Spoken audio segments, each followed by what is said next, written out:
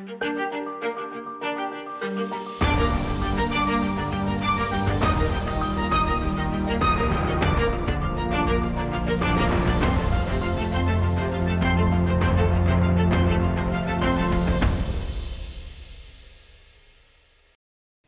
good day to you. It is March the 26th, 2021. I hope you're having a wonderful day wherever you are. And if you're listening to this video, whenever you happen to be listening to this video, I hope you're having a great day as well, because you might not be listening to this video on the 26th of March. So want to wish you a good day as well. Now, if this is your first time ever listening to Search for Signs, my name is Gary Willing. And what we talk about here is we talk about the emergence of Maitreya and the Masters of Wisdom. Now, we take a deeper look at who and what Maitreya is, and of course talk about who and what he is not. And we talk about why are the Masters returning now to the everyday world, and why is it so important that they're coming now at this particular time? And of course, what does it mean for everyone that they are returning now? Now, the two most important things that we talk about is we talk about, one, the many miracle signs that have been going on all around the world in all walks of life and have been for decades. Now, what I've been proposing is that they're evidence of hope. In a world of nothing but bad news, there's actually these miracles that have been going on, and by and large, the people who have experienced these miracles firsthand have been left with a greater sense of hope for the future. So they could be evidence of hope. Also, what we talk about in terms of the teacher coming back, you might not know that every single religion is waiting a teacher to come back. And if we were to peel away the dogma, peel away the distortion about the way to teacher, because every religious group is expecting the teacher to come back differently, to look differently at a different time, and have a different approach to humanity and so forth. But if we were to peel it away, all that dogma and all that distortion, we would realize that it's actually the same teacher. Now, these miracles, because they're happening all around the world and have been to each one of the religious groups, and also people who are not practicing religion are having their own miracles and are left with this great sense of hope for the future. What we're saying here too is that they are evidence, and these miracles are evidence that the teacher is already back and has been for quite some time now. Now, what you also might not be aware of is not only is the teacher back, the teacher is actually already speaking on TV. Now, the reason why most of us are unaware of the teacher speaking on TV is because Maitreya is not claiming to be Maitreya. He's not claiming to be the Christ come back, the Imam Mahdi, or anything. He's just he's presenting himself as an ordinary person who's deeply concerned with our problems that are facing humanity, which is the next most important thing that we talk about here, the priorities of the teacher. Maitreya says, above all, humanity must create peace. Our very survival depends on whether we can do this or not. Now, his job is, in terms of inspiring and galvanizing humanity for change, is to shine a huge spotlight on the fact that humanity is really standing on the edge of a very, very deep and dark precipice. And if we take one more step in the direction that we've been going, we're eventually going to fall off, which would be bad for everyone because we're all in it together. And the way to turn around is going to come when humanity realizes what the teacher is saying is true, that we must start looking at how can we create peace. Now, the teacher's already laid out the plan, and it's quite simple. He says, without sharing, there can be no justice. Without justice, there could be no peace. And without peace, there could be no future. So it starts with the principle of sharing. And in nearly every video, I talk about it. But what is the principle of sharing? Well, it's not going to really be so much initially individuals giving of their excesses. It's more countries doing it with other countries. So each country has needs, of course, but each country has excesses that they're not really using. And they're just kind of storing it. And some countries have an extreme amount of resources that they're kind of hoarding for themselves in fear that they might need it for some disaster in the future or to keep them at a different level, than another nation and so forth. So what the teacher is going to advocate is that our world leaders take the excesses that they have and freely give it to others, nations that perhaps need it. And then those nations can then give the excesses that they have, because according to the teacher, every single nation has an excess of something to give back, would give back in payment what they initially took is that way. Now, you might wonder, why would this create peace? Or this would never, you might even think to yourself, well, this would never create peace. Well, there's historical evidence that it actually did. And it came right after World War II with the Marshall Plan, when the United States gave the excesses that they had with Western Europe to help rebuild Western Europe. It did just that. It rebuilt Western Europe, and then those nations that were participating in the Marshall Plan gave back to the United States some excesses that they started to created an economic boom in the United States. That was the initial effect of the Marshall Plan. Now, if we were to stand back and look at what's happened over the last 75 years with the nations that participated in the Marshall Plan, those nations had more of a trusting, peaceful relationship than they have with any other nations on the planet. So it's not perfect. It's not as perfect lovey-dovey kind of relationship, but they do have a goodwill relationship, which is the lowest level of peace. Now, why is peace so important? I'll kind of end the introduction like this. The first is very obvious. Why peace is important is because nations have nuclear weapons, and at any moment, one of those nations could use a nuclear weapon against another nation. Okay, so peace is important because eventually we need to take the possibility and the option of war totally off the table and put it aside and put war aside forever. That's one part of why peace is so important. But the other reason why peace is so important is because there are problems facing humanity that humanity must tackle together, like the environment. Okay, so nations are not participating in tackling the environmental problem because they don't trust one another. So the only way for nations to trust one another is to start the principle of sharing, because it did just that. It created a trusting relationship amongst those nations that participated in it. And once those nations start to trust one another, well then shoot, we can actually tackle problems like the environment quite quickly and quite easily. So that's why it's so important. Now, getting to the other part of our discussion is we take a deeper look at this information through the question and answer portion of these videos. And I always like to throw out to everyone the opportunity to ask a question about what we talk about here. I do have some to cover in this video. I have a couple comments to look at and to talk about to help us understand this information a little bit better. If you want to ask a question, by all means do it. You can do it by posting your question as a comment. You can also email me at searchforsigns@mail.com. The email is in the description of this video. But also, I do want to say this, because you might be shy, you might not want to ask a question publicly or whatever like that. That's fine, but you want to know more about this. Well, I'd probably be in the same boat if I were you. I don't really post questions, and I don't contribute to discussions on other people's YouTube channels and so forth. But I do like to know more about information about something that I'm interested in. So if you're the slightest bit interested in this information, I do recommend checking out the links that I've put in these videos.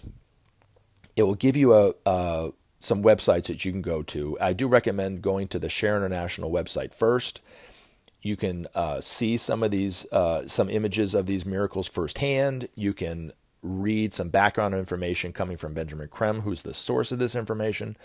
You can read some of the master's articles, which is one of the articles I'm going to read at the end of this video. So hopefully you'll listen to this video all the way through. But you can read some of this information for yourself, and then you can kind of dive into it a little bit further and so forth. And then if you have a question, it might be a little bit more of an informed question. You can ask a question after that too. Anytime you want to ask a question, I'm here for you. So I'm not saying that's going to be the right answer, but I'll at least give it a good college try. All right, so let's get on into it. The first comment comes from Lauren Sandor Genis. And he puts it like this. He says, "Thank you for the work you are doing." And you're welcome. It's my pleasure, Lauren. "As a technical matter, the prophecies concerning the Imam Mahdi are not contained in the Quran, but in the Hadith, which are collections of sayings and actions attributed to the Prophet Muhammad. Because the Hadith do not have the same authority as the Quran, not all Muslims believe in Al-Mahdi." So I do want to thank you for that, because I have a Christian background and I don't know much about Islam. So from now on, I will start saying that, talking about the Imam Mahdi not coming from the Quran, but in the writings of the Hadith. So thank you very much for that. I appreciate that. The first question that I have today comes from Helen Tribben. And I did answer this directly I replied to her question as a comment, but I wanted to answer it on the video as well, because when I went back and I listened to the video that I put up, I didn't mention the book that I read the article from. So it says, I did not hear the name of the book you quoted from. Was the book entitled The Joy of Living? No, it's coming from A Master Speaks, Volume 1. And I believe I put the link to the Amazon page where Benjamin Creme's books are. And so if you're the slightest bit interested in reading this information is in book form, I do recommend checking out Benjamin Creme's books, Maitreya's Mission, Volume 1, 2, and 3, The World Teacher for All Humanity, those kind of things. But also definitely pick up A Master Speaks, Volume 1 or Volume 2. The Joy of Living was one of the earliest articles that he had published, but these books, A Master Speaks, are a compilation of articles that were published by Benjamin Creme's master in the Share International magazine, which was published monthly. So there's quite a bit of number of articles that range from things that happened back in the 80s to diseases, cause, and cures that could be read at any moment, any time, and they're relevant to more recent events. But of course, when Benjamin Creme passed away, that's pretty much when it ended, because his master was writing these articles telepathically through Benjamin Creme. So, but they're quite astounding, and they're very simple, but yet full of truth. And I always recommend reading it for yourself. So hopefully, Helen, you'll hear this and you'll go and look at possibly buying A Master Speaks on Amazon or something and reading these articles for yourself. I always recommend people reading it for themselves versus listening to me read it out. But again, at the end of this video, I'm going to read another article from Benjamin Creme's master about the masters in the world. Okay, so next one comes from Trey Ahmad. Are Muhammad and Imam Ali masters of wisdom? Okay, so I know Muhammad is now. I don't know about Imam Ali, which I'm assuming is the brother-in-law of Muhammad. Muhammad, when he was alive, was a very, very advanced disciple, especially for that time. But he was on par with somebody like Abraham Lincoln, Mozart, the Apostle John, for instance. Very, very advanced. And he worked directly with one of these masters. In fact, he worked directly with the Master Jesus, who, of course, was a very, very advanced disciple at the time that Jesus was in Palestine, giving the information and the truths of the New Testament, but eventually became a master and stayed here, and along with Maitreya and some of these other masters. And one of the things that he did is he actually worked through Maitreya and helped write the Quran through Muhammad. So, but Muhammad is now a master, and his brother-in-law was not nearly as advanced as he was at the time, but by the law of averages, because it was, it's been 1400 or so years since they lived. I mean, he could very well be a master now too. I don't know. Unfortunately, I went back and looked through the books to try to find it, and I couldn't find anything where Benjamin Creme talked about Imam Ali being a master now. But he did talk about Muhammad being a master now, one of the masters. So hopefully that helps. And then really, it kind of leads me to what a master is, and also the article that I'm going to read. But a master is not a master over you or I. They're a master over their own self, really. And each one of us has within our hearts that divinity that we all share. So when we see Maitreya on TV, when we interact with these masters in our lives, when they're out open and known for who they are, they will be relating to us as souls, not as personalities. And there's so much more to who we are than what we think ourselves to be, especially if you only think yourself to be the physical body, and that's it. There's so much more to who we are than that. And the masters will teach us and remind some of us, but it'll be a revelation for some of us who don't know anything about it, that we are divine. And within each of us, especially within the hearts of all of us, is that divinity that we all share. Now, these masters manifest that divinity perfectly moment to moment. And they have ever since they became a master, and they will never slip back and lose that divinity, have to relearn it and so forth. So, but what it is, it's a process. And there are two great laws that govern humanity that eventually bring that man or woman to the point where they become a master. The first is the law of cause and effect. Jesus talked about it. What you sow shall you reap. Those who live by the sword shall die by the sword. So if you're a violent person, guess what? Violence is going to come back to you. That's what he was talking about. What you put out, you get back. What you sow shall you reap. He was talking to farmers that knew what he meant by that. You know, if you plant a seed of corn, you're not going to get a tomato plant. You're going to get corn, right? So if you plant negative thoughts, if you put out negative thoughts, you're going to get negative thoughts coming back to you. If you put out positive, joyful, loving, creative thoughts, well then shoot, what comes back to you is love, creativity and joy. So it's how we relate to the world is what we get back. How we relate to the world is how we view God. So if we live our life in a greater sense of fear, well then of course we think God is judging us all the time, judging everybody else, and that's why we live in this greater sense of fear. If you live your life with joy and without much fear and love, well then shoot, God is nothing but joy and love, just shining on you all the time. So it's just, and then you notice that other people are doing kind of the same thing too. So it's just, that's that one law. And the other law would be the law of rebirth, or what's called reincarnation. And those two laws govern humanity more than anything else. Now, to touch on it religiously, most Christians don't talk about it, but it's actually written in the Bible, the law of reincarnation or rebirth. And there was a lot more written in there, but it was taken out. But what was left in there were a couple. The first, I think the most dramatic evidence of Jesus talking about reincarnation is when his disciples came to him and said, who was John the Baptist? And his reply to them was, don't you remember what I said? He's Elijah come back again. That was Jesus talking about. I mean, it's so simple that it just slips right past people. That's why, a little side note, when people always comment on this channel, well, I've known about this information for years, and why haven't I seen them on TV? There must not be anything to it, right? And that's fine. That's a legitimate question, right? But the teachings of the Christ are so simple that they blow right past people. It's almost like they're so simple, they go right over your head. And so I think it's probably rather easy and natural for the teacher to be speaking on TV.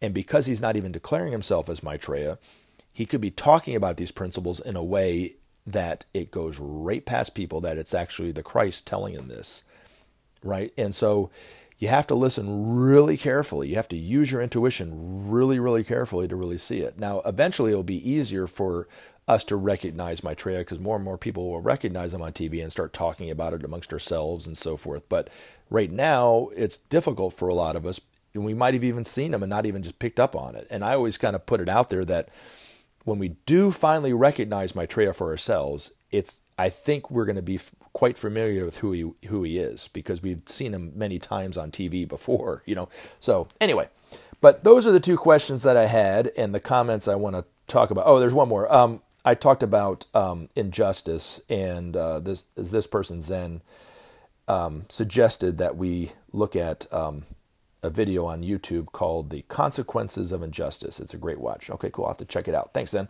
But anyway, now let's get on to the article I wanted to read, which is about the masters in the world. So these articles that I read, coming from Benjamin Creme's master, are really the ideas of the masters. And it gets you a sense of how they take a truth and break it down so much that it's quite simple, And anything that the masters do, it's very simple.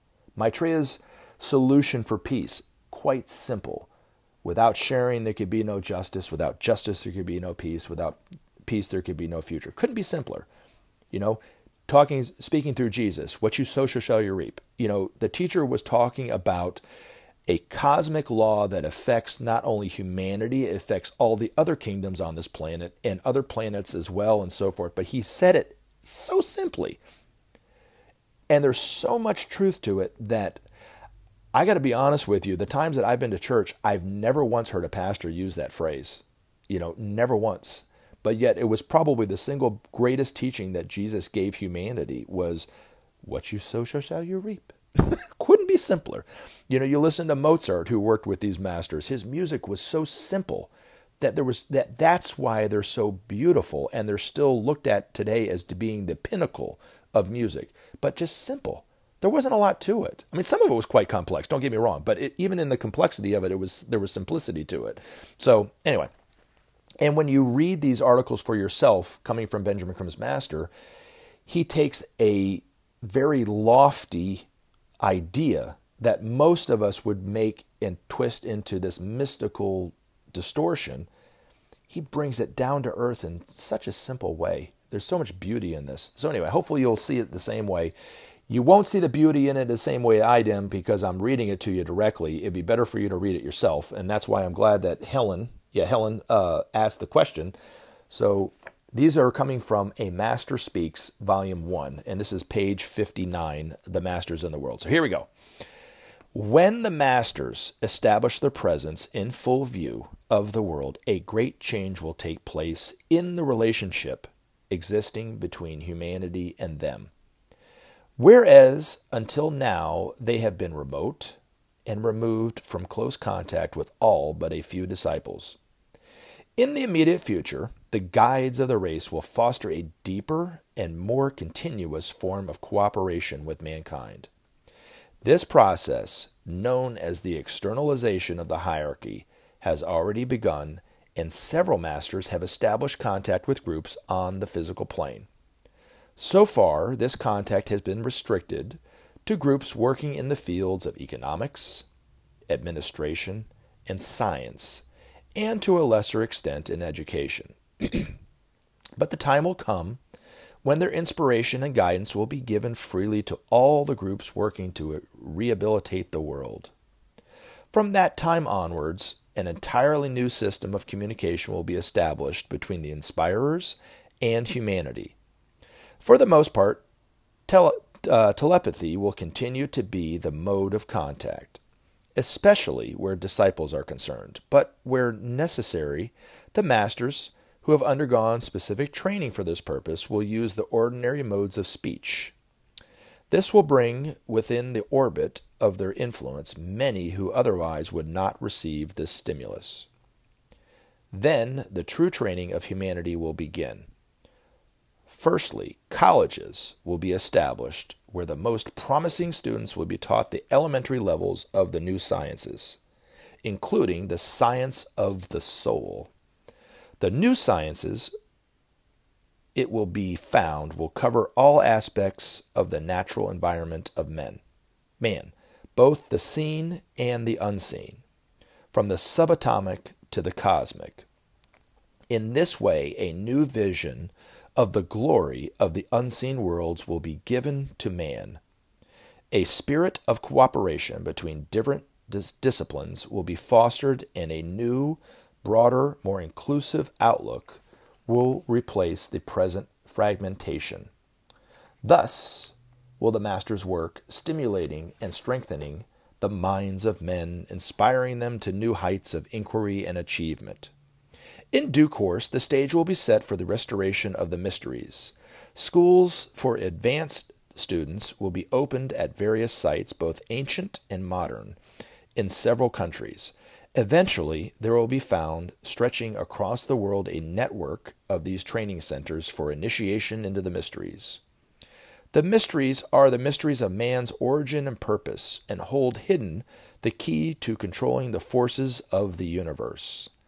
With time, a very large number of men will pass through these schools, entering thereby, stage by stage, into the mind of the creating Logos. In this way, the masters will oversee the evolutionary process, outwardly and openly in the world. For long, they have prepared themselves for this purpose, awaiting the day of their emergence. That day has been signaled by the Christ. He leads his brothers into the world. They are the exemplars and the guarantee of man's future achievement. Their work will be open up for men a new vision of their potential. All of this presupposes the acceptance of the Christ as his proposals for the well-being of humanity, the implementation of the principle of sharing, and the restructuring of the world along more just and more rational lines. We await with confidence man's decision. Remember to take action and help SOP save our planet. Thanks for listening, and we look forward to talking to you again in future videos.